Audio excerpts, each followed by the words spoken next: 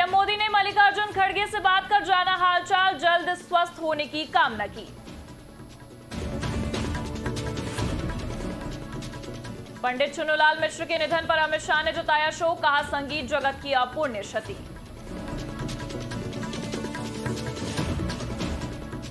नागपुर में आरएसएस के शताब्दी उत्सव में बोले मोहन भागवत, कहा हिंसक मार्गों से बदलाव नहीं होता।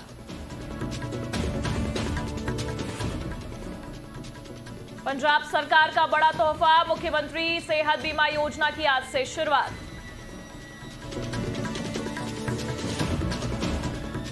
संभल में अवैध मस्जिद और मदरसा पर चलेगा बुलडोजर, पुलिस प्रशासन के अधिकारी मौके पर मौजूद।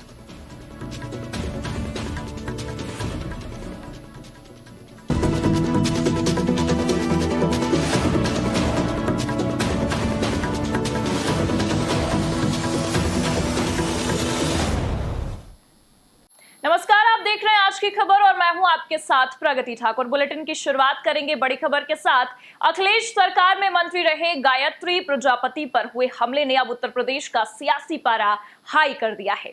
गायत्री प्रजापति के परिवार ने मंगलवार को हुए इस हमले को जहां एक तरफ साजिशाना हरकत करारा, वहीं दूसरी तरफ सपा सुप्रीमो अखिलेश यादव ने इस घटनाक्रम को लेकर योगी सरकार को निशाने पर लेते हुए बड़ा बयान जारी कर दिया है। तो क्या है इस हमले की सच्चाई और अखिलेश यादव ने सरकार पर क्या बड़ा आरोप लगाया है, देखिए ये खास रिपोर्ट।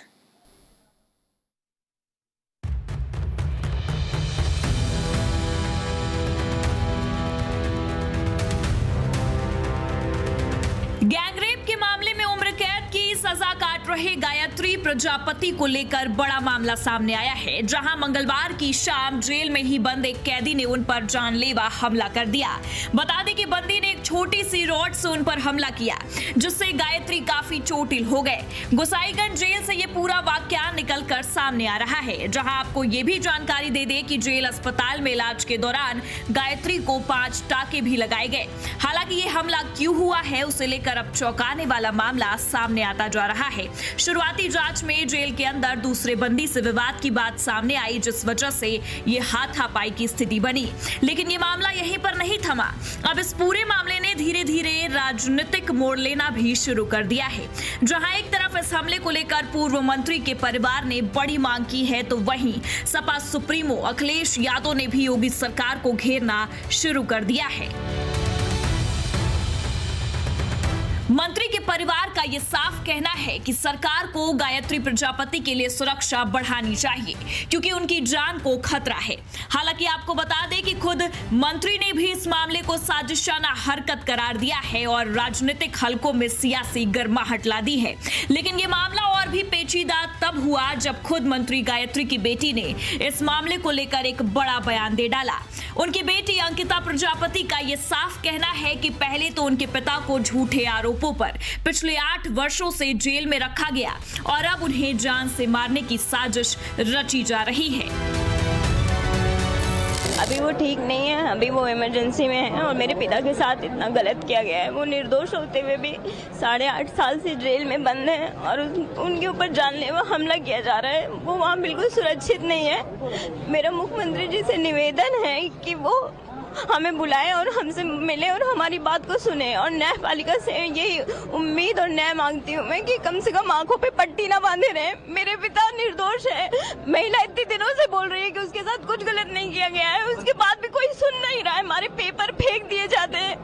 हमारे पिता कोई आतंकवादी थोड़ी है, उन्होंने कुछ गलत नहीं किया है। और मुझे सिर्फ मुख्यमंत्री जी से कहना है कि आप हमें न्याय दें, सिर्फ आपसे उम्मीद है मुझे।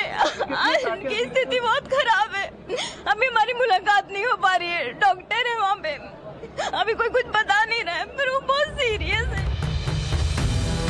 लगातार आ रहे बयानों से ये साफ समझ में आ रहा है कि मंगलवार को हुए हमले ने अब यूपी की सियासत को गरमा दिया है। गोसाईगंज जेल में हुए इस घटनाक्रम ने पूरे उत्तर प्रदेश का सियासी पारा हाई कर दिया है। परिवार वालों ने मंत्री पर हो रहे अत्याचार को लेकर जहां एक तरफ बड़ा खुलासा किया, वहीं पूर्व मुख्यमंत्री और सपा सुप्रीमो ने इस मामले में अब जांच की मांग कर डाली है। गायत्री के परिवार ने जिस तरीके से इस पूरे घटनाक्रम को साजिश करारा है, ऐसे में अब अखिलेश यादव की एंट्री ने भी अलग बवाल मचा दिया है। अखिलेश यादव का यह साफ कहना है कि पूर्व विधायक और उत्तर प्रदेश सरकार में मंत्री गायत्री प्रजापति पर जेल में हुए जानलेवा हमले की निष्पक्ष न्यायिक जांच होनी चाहिए। और इतना ही नहीं, इसी के साथ सपा सुप्रीमो ने इस मामले को लेकर योगी सरकार को भी निशाने पर ले लिया है और साफ कह दिया है कि उत्तर प्रदेश में कोई भी सुरक्षित नहीं है। अखिलेश ने कहा है कि यह हमला न सिर्फ गायत्री पर बल्कि पूरे राज्य की कानून व्यवस्था पर सवाल उठाता है। उन्होंने मांग की है कि मामले की उच्च स्तरीय जांच हो और दोषियों को सजा भी मिले। अब अखिलेश यादव के इस बयान के बाद ये साफ समझ में आ रहा है कि गायत्री प्रजापति पर गोसाईगंज जेल में हुए इस हमले ने सियासी सरगर्मियां तेज कर दी हैं और एक बार फिर से योगी सरकार पर सुरक्षा व्यवस्था को लेकर विपक्ष सवाल उठाता भी नजर आ रहा है। ऐसे में आपको बता दें कि इतना साफ है कि ये मुद्दा यूपी सरकार के लिए भी कहीं न कहीं मुसीबत की घड़ी ला सकता है। हालांकि फिलहाल मिल रही जानकारियों के अनुसार अखिलेश यादव सरकार में परिवहन, खनन और सिंचाई मंत्री रह चुके गायत्री प्रजापति की हालत ठीक बताई जा रही है, लेकिन उनके परिवार ने उनकी सुरक्षा को लेकर सरकार से बड़ी मांग की है। ऐसे में ये देखना होगा कि इस मांग और खुद पर लगे आरोपों को लेकर योगी सरकार क्या एक्शन लेती है। डेस्क रिपोर्ट, आज की खबर।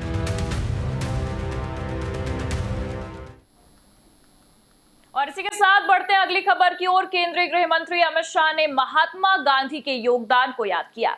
उन्होंने कहा कि महात्मा गांधी ही थे जिन्होंने भारत की आत्मा को पहचाना और लोगों को जागरूक कर अंग्रेजों के खिलाफ खड़ा किया। महात्मा गांधी की जयंती के उपलक्ष्य में केंद्रीय गृह मंत्री अमित शाह ने क्या कुछ कहा है, आप भी सुनिए।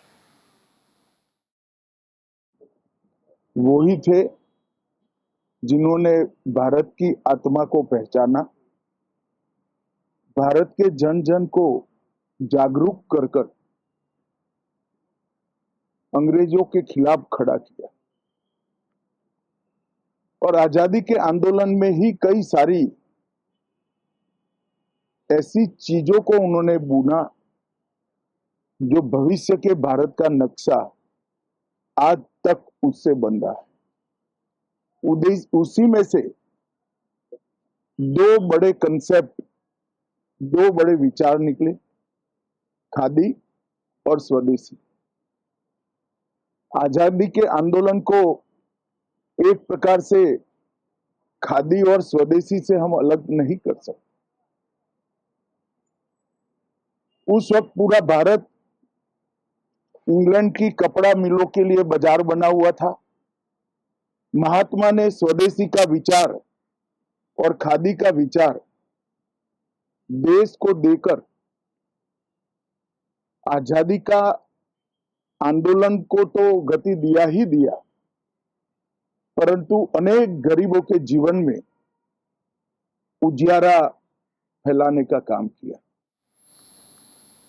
अगली खबर दिल्ली से है, जहां इलेक्ट्रॉनिक्स मैन्युफैक्चरिंग योजना को 1 लाख करोड़ रुपए से ज्यादा के निवेश आवेदन मिले हैं। केंद्रीय मंत्री अश्विनी वैष्णव ने इस पूरे मामले की जानकारी देते हुए बताया कि इस योजना के तहत 1 लाख करोड़ रुपए से अधिक के निवेश आवेदन मिले हैं। उन्होंने बताया कि पीएम मोदी के फोकस और पिछले 11 साल में दुनिया का भारत पर बने भरोसे को ये सारे मामले दर्शाते हैं। क्या कुछ कहा है मंत्री ने, आइए आपको सुनाते हैं। इलेक्ट्रॉनिक्स कंपोनेंट मैन्युफैक्चरिंग स्कीम, ये स्कीम जिसमें 1,15,351 करोड़ रुपए का इन्वेस्टमेंट की एप्लीकेशंस आई है इलेक्ट्रॉनिक्स कंपोनेंट मैन्युफैक्चरिंग में, ये दर्शाता है, ये क्लियरली शो करता है कि माननीय प्रधानमंत्री श्री नरेंद्र मोदी जी का जो इलेक्ट्रॉनिक्स मैन्युफैक्चरिंग पर फोकस है और जो पिछले 11 वर्षों में जो ट्रस्ट डेवलप हुआ है दुनिया भर का भारत पर, ये ट्रस्ट आज इन्वेस्टमेंट में, प्रोडक्शन में और एम्प्लॉयमेंट में परिणत हो रहा है। It's resulting into investment, employment and extra production against a target which was again a very ambitious target we had taken of 59,350 crore rupees investment.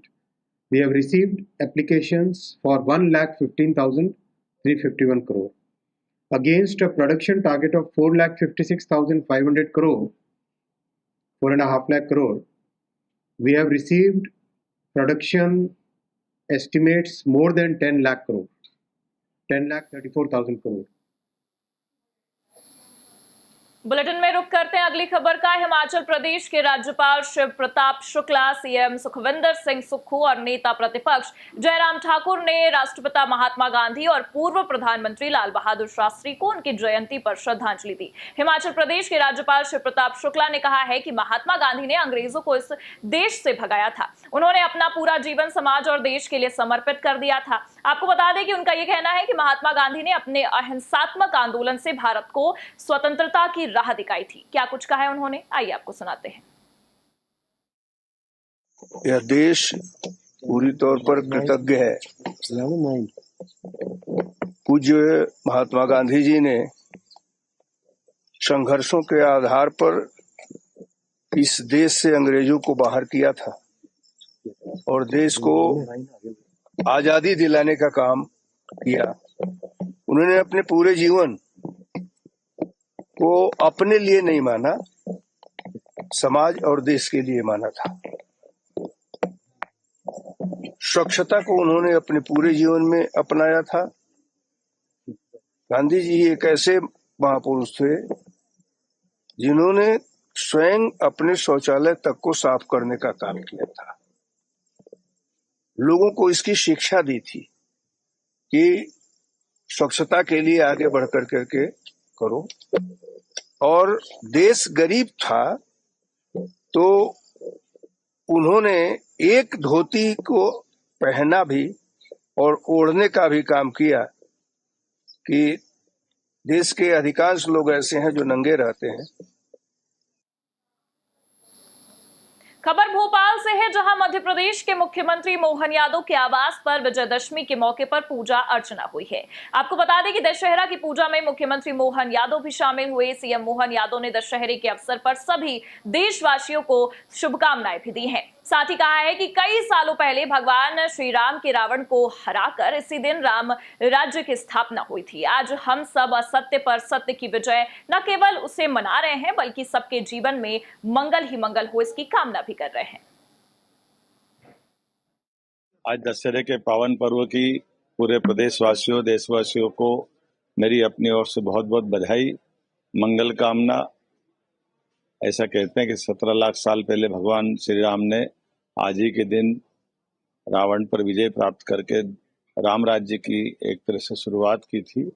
और आज ही के दिन एक मान्यता और भी है, महिषासुर मर्दिनी माँ जगदम्बा ने महिषासुर का वध करके भी दशहरे की शुरुआत की थी। आइए हम सब असत्य पर सत्य की विजय के इस महापर्व की न केवल विजय मनाएं बल्कि जीवन में संकल्प धारण करें, सबके जीवन में हमारे हाथ से मंगल ही मंगल हो। मेरी अपनी ओर से मंगल कामना, बधाई। बढ़ते हैं अगली खबर की ओर। बरेली में पिछले शुक्रवार को नमाज के बाद आई लव मोहम्मद के समर्थन में भीड़ जुटी थी। इसके बाद बवाल हो गया था। इसको देखते हुए मौलाना शहाबुद्दीन रजवी ने मुसलमानों से अपील की है कि जुमे की नमाज पढ़कर सीधे अपने घरों को वापस हो जाए। सड़कों और चौराहों पर भीड़ का हिस्सा ना बने। अगर कोई व्यक्ति धरना प्रदर्शन के लिए इकट्ठा होने के लिए बुलाता है तो हरगिज ना हो। क्या कुछ कहा है उन्होंने, आइए सुनाते हैं। जुमे की कल नमाज है और मैं यही तमाम मुसलमानों से अपील कर रहा हूं कि जुमे की नमाज बहुत एहतमाम के साथ पढ़ें और नमाज पढ़ने के बाद सीधे अपने घर जाएं और या अपने कारोबार में लग जाएं। और बिलखुसूस नौजवान भीड़ का हिस्सा न बने। अगर कोई व्यक्ति ऐलान करता है या कोई संगठन बुलावा भेजता है तो कतन भीड़ का हिस्सा न बने। और सबसे बड़ी बात यह है कि पैगंबर इस्लाम सल्लल्लाहु ताला अलैहि वसल्लम से मोहब्बत हमारा ईमान है, मगर मोहब्बत के लिए सड़कों पर एहतजाज करना, नाराबाजी करना, शोर शराबा, हंगामा मचाना, यह पैगंबर इस्लाम की शिक्षा और उनकी तालीमात के खिलाफ है। पोस्टर छापे जा रहे हैं, होर्डिंग लगाई जा रही है, दीवारों पर चिपकाया जा रहा है, बारिश हो रही है, टूट फूट के वो नाम मोहम्मद सल्लल्लाहु अलैहि वसल्लम नीचे गिर जा रहा है। ये सरासर बेअदबी है और पैगंबर इस्लाम की नाम मुबारक की बेहुरमती है। इससे मुसलमान बचें। आज राष्ट्रपिता महात्मा गांधी और लाल बहादुर शास्त्री की जयंती है। इस मौके पर रांची में राज्यपाल संतोष कुमार गंगवार, मुख्यमंत्री हेमंत सोरेन सहित राजनीतिक सामाजिक क्षेत्र से जुड़े कई लोगों ने श्रद्धांजलि अर्पित की।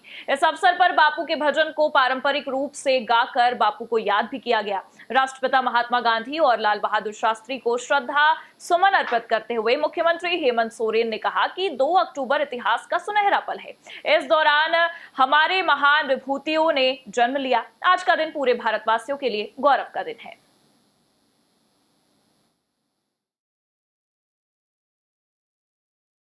महात्मा गांधी का 156वां जन्म दिवस और निश्चित रूप से देश की स्वतंत्रता के लिए उनके द्वारा जो किया गया वो अपने आप में अविस्मरणीय है। और आज ही एक दूसरे महत्वपूर्ण व्यक्तित्व श्री लाल बहादुर शास्त्री जी का भी जन्म दिवस है।